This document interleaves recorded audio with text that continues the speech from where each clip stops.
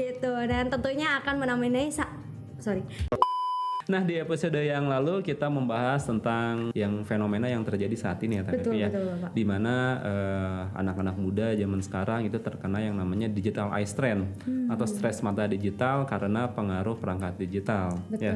Dan memang itu memang pada zaman digitalisasi sekarang itu tidak bisa dihindari. Kita bekerja, kita belajar, bahkan kita bermain dengan perangkat digital. Betul Sehingga sekali. timbullah digital eye strain. Bismillahirrahmanirrahim. Assalamualaikum warahmatullahi wabarakatuh. Halo sahabat Zolaris, bertemu lagi dengan saya Fevi dan juga Bapak Muhammad Farid Nugraha dalam segmen Ruang RO.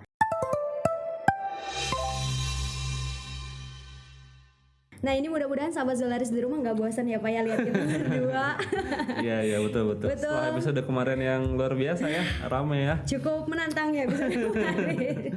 Yang tentunya akan menemani sahabat Zolaris di rumah dengan konten-konten yang informatif dan juga edukatif tentunya. Ngomong-ngomong soal konten Ruang RO nih Pak, nggak kerasa kita udah masuk ke episode berapa ya? 8, 9 mungkin? 9 ya, oke. Yang kemarin udah ngebahas tentang digital eye strain Pak. Terus kita juga udah ngebahas lensa digital yang memang berhubungan dengan aktivitas kita sehari-hari di depan layar digital. Nah, kemarin juga Fevi sempat diskusi nih Pak sama sahabat Zolaris mungkin di luar sana yang tentunya masih belum terlalu familiar nih sama lensa digital ini. Dan rata-rata kebanyakan lebih banyak menggunakan lensa Blu-ray ini Pak. Ah iya Gitu. betul. Nah, ini Fevi dan juga sahabat Zolaris di rumah nih penasaran nih Pak. Sebenarnya lensa digital dan juga lensa Blu-ray ini bedanya apa nih Pak? Oke, siap. Halo Sobat Zolaris semuanya, mudah-mudahan sehat ya. Nah, sekarang di episode yang ke-9 Ruang RO kita akan membahas ya TPP ya. Betul Bapak. Yang terjadi di masyarakat, apa sih untuk lensa Blu-ray itu? Oh iya, lensa anti Blu-ray ya TPP gitu, ya, Pak. bukan lensa Blu-ray. Jadi kalau misalkan lensa Blu-ray berarti lensa yang mengandung sinar biru nanti. Soalnya Fevi mungkin tahunya seringnya dengernya lensa Blu-ray ini Pak. Betul. Nah, jadi buat sobat Zolaris semua, yang betul adalah lensa anti Blu-ray yang melindungi kita dari paparan sinar biru yang berbahaya. Nah, berarti lensa anti Blu-ray. Ini tolong digedein ya nanti lensa anti Blu-ray. Nah, di episode yang lalu kita membahas tentang yang fenomena yang terjadi saat ini ya, Betul, ya. Bapak. Di mana anak-anak muda zaman sekarang itu terkena yang namanya digital eye strain atau stres mata digital karena pengaruh perangkat digital. Ya. Dan memang itu memang pada zaman digitalisasi sekarang itu tidak bisa dihindari. Kita bekerja, kita belajar, bahkan kita bermain dengan perangkat digital. Sehingga timbullah digital eye strain. Dan salah satu solusinya yang kita kupas di episode yang ke-8 Ruang RO adalah tentang lensa digital. Nah, sekarang banyak yang nanya ya Sobat Zolaris ya ke Teh Pepi dan ke admin kita juga. Kang, kalau lensa anti Blu-ray itu apa sih? Bisa nggak untuk mengatasi digital eye strain? Betul. Kenapa harus pakai lensa digital? Karena secara harga kan lumayan ya. Iya, cukup berbeda nih Pak. Betul, agak beda jauh gitu antara lensa anti Blu-ray yang sekarang dengan lensa digitalnya. Nah, sekarang kita kupas apa sih bedanya dari lensa digital dan lensa anti Blu-ray. Ya. Yang pertama, lensa digital itu kita kupas dari desainnya. Nah, jadi lensa digital itu dia mempunyai desain 2 TPP. Satu power untuk melihat jauhnya dan dia ada boosternya, booster untuk melihat dekat. Nah, gunanya untuk apa? Booster tersebut. Nah, booster itu gunanya untuk membantu merelaksasi mata kita dari akomodasi. Jadi akomodasi itu adalah menebal dan memimpinya lensa mata kita ketika kita melihat jauh ataupun melihat dekat.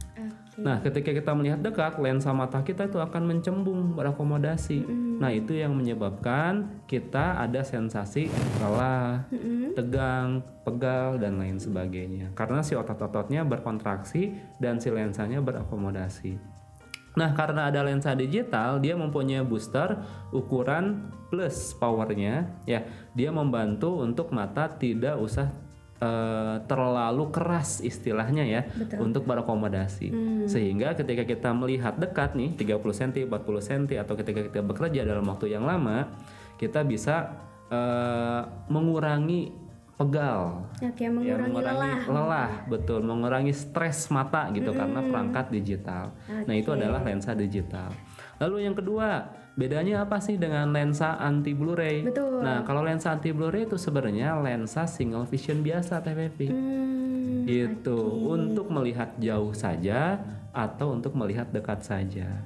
Yang membedakannya apa? Lensa single vision yang memiliki lapisan atau biasa disebut dengan coating Ya. anti sinar biru.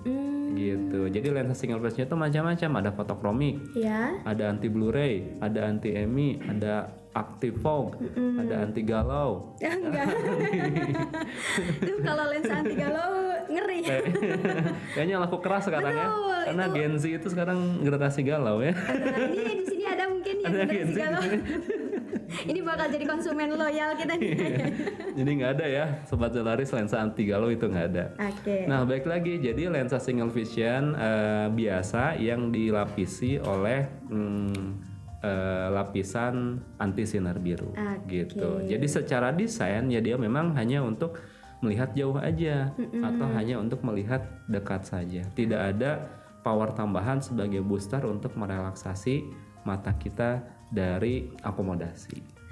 Berarti itu dia ya sahabat Zolaris, perbedaannya selain dari desain, bedanya juga kalau misalnya lensa anti Blu-ray itu dari lapisan ya Bapak ya, karena memang dia khusus untuk jarak jauh atau jarak baca aja. Berarti ya gitu. Nah selanjutnya di Bapak, kalau misalnya Fevi atau sahabat Zolaris di rumah pakai lensa anti Blu-ray nih, fungsinya sendiri untuk apa sih Pak? Nah untuk lensa anti Blu-ray sendiri itu memiliki fungsi di zaman sekarang itu cukup signifikan Teh Pepi.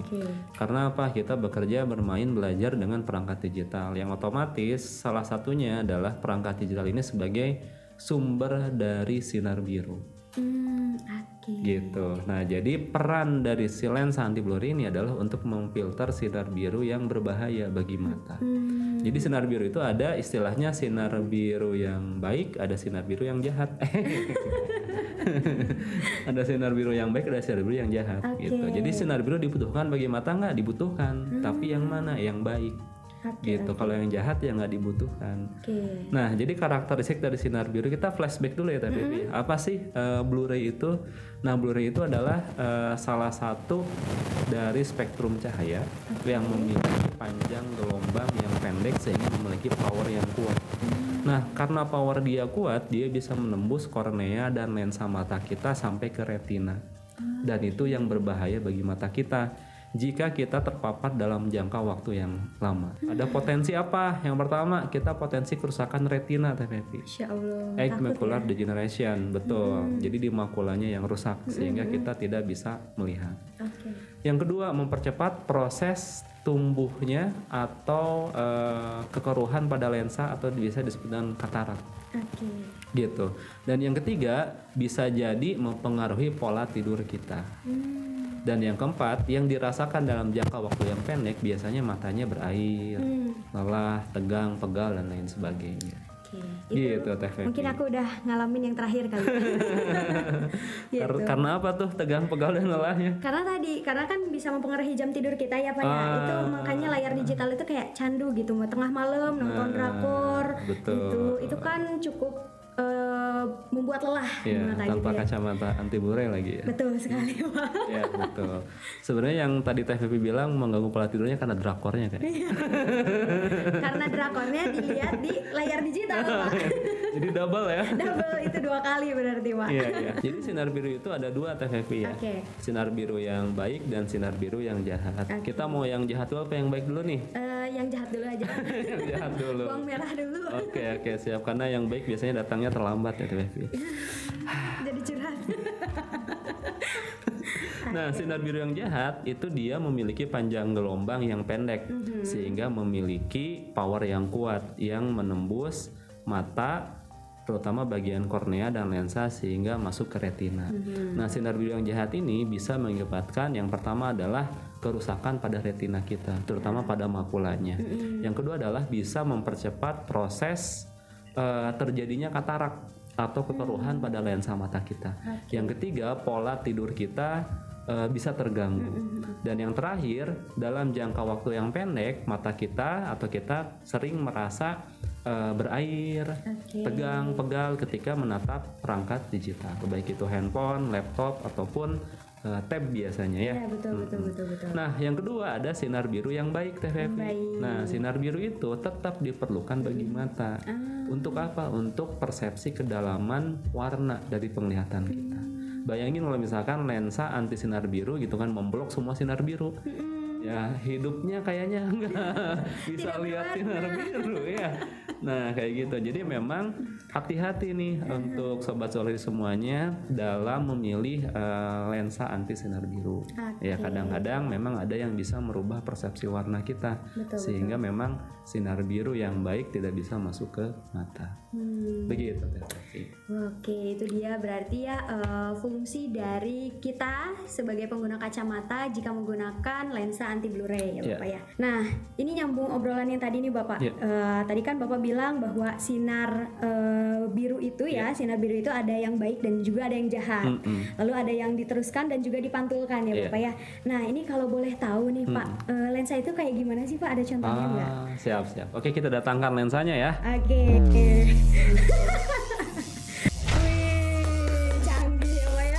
Lensanya ya sobat solaris. Oke, sekarang kita lihat ya perbedaannya sobat solaris semua. Apa sih lensa anti blue ray itu ya? Nah, jadi lensa anti blue ray seperti yang tadi saya katakan ya, dia mempunyai coatingan anti sinar biru yang bisa memfilter sinar biru berbahaya bagi mata. Nah, contohnya seperti ini. Ini yang saya pegang adalah lensa sinar biru ya. Nah, khasnya apa? Dia memiliki pantulan berwarna biru cenderung violet. Fungsinya untuk mencegah sinar biru yang jahat masuk ke mata kita. Nah, ini adalah center UV blue light namanya ya. Jadi dia mempunyai panjang gelombang sekitar 300 sampai 420 nanometer. Oke, kita akan demokan ya. Kita akan sorotkan dari blue light ini ke lensa anti sinar biru. Nah, ketika disorotkan, yang terjadi apa Teh Fevi? Deng. Nah, yang terjadi akan seperti ini. Nah, ini tanpa perlindungan, ibaratkan tanpa perlindungan sinar biru ya mata kita gitu. Ini adalah sinar biru yang jahat. Nah, sekarang kita pakai dengan lensa anti blue ray. Nah, ya kelihatan bedanya? Kelihatan Pak, kelihatan. Gitu. Jadi tetap ada sinar biru yang masuk, tapi difilter. Hanya sinar biru yang baik bagi mata yang dimasukkan ke mata kita oleh si lensa ini. Bedakan dengan tanpa perlindungan. Dia sinar biru yang baik, yang jahat semua masuk. Gitu, sehingga mata kita yang tadi beresiko terkena penyakit mata tertentu atau dalam jangka waktu yang pendek bisa merasakan berair, tegang, pegal dan lain sebagainya. Ya, ini adalah lensa anti blue ray. Nah, kalau lensa biasa seperti apa? Lensa biasa ini adalah lensa biasa yang tanpa perlindungan anti sinar biru. Ketika kita sorotkan si blue light ini ke lensa ini ya, yang terjadi seperti apa? Sama saja. Nggak ada perubahan. Nggak ada perubahan. Jadi memang tidak memfilter. Gitu, dia hanya coatingan biasa, tidak memfilter sinar biru yang berbahaya bagi mata kita. Gitu. Nah, jadi sobat solaris semuanya pastikan kalau memang aktivitas sehari-harinya kita dengan perangkat digital, pastikan kita memakai lensa dengan perlindungan anti sinar biru. Oke, nah itu dia perbedaan dari lensa anti radiasi, lensa biasa dan juga kalau misalnya mata kita nggak pakai perlindungan apapun, Bapak ya tadi luar biasa banget. Berarti ini paparan sinar biru itu cukup mengganggu kepada aktivitas kita nantinya Bapak ya berarti ya. Oke, nah Bapak kalau misalnya tadi nih dengan didemokan seperti tadi, itu kan cukup kelihatan ya Pak ya antara sinar biru yang tembus sama yang dipantulkan lagi nih. Nah kalau gitu nih Pak, efektif gak sih kalau kita pakai lensa anti radiasi untuk sehari-hari? Kalau ditanya efektif atau tidak, ya sobat solaris semuanya tergantung dari aktivitas kita setiap harinya seperti apa, gitu. Ya, jadi untuk lensa anti sinar biru itu kita rekomendasikan untuk orang-orang yang memang sehari-harinya bekerja dengan perangkat digital. Contohnya apa? Tab, handphone, komputer, laptop.